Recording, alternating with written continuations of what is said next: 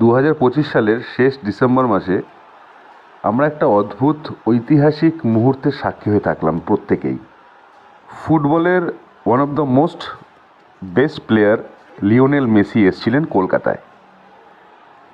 ওনার goat India tour চলছে, তো সেই অনুযায়ী কলকাতায় উনি এসেছিলেন ওয়েস্ট বেঙ্গল ট্যুরের মধ্যে যেটা ছিল আর কি।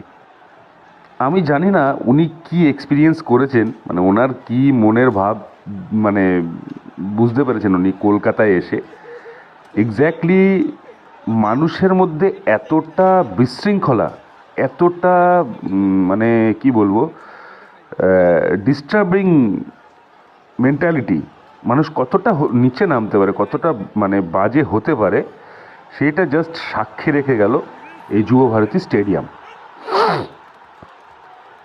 একটা ছেলে যে 35,000 টাকা মাইনে পায়, বাইরে কাজ করে, সে 15,000 টাকা দিয়ে ব্ল্যাকে টিকিট কেটে রাত জেগে মেসিকে দেখার জন্য আসে। অথচ এসে সে কী দেখে? একটা বিশৃঙ্খলা, অসুস্থ পরিবেশ, যার কোনো নির্দিষ্ট একটা মানে দিক নেই, কোনো সিস্টেমহীন একটা মানে জাস্ট সমাজ, যেখানে মানুষের সুবিধার জন্য কম টাকায় জলের বোতল বিক্রি হওয়ার কথা, সেখানে একটা 15 টাকা জলের বোতল বিক্রি হচ্ছিল 150 টাকায়।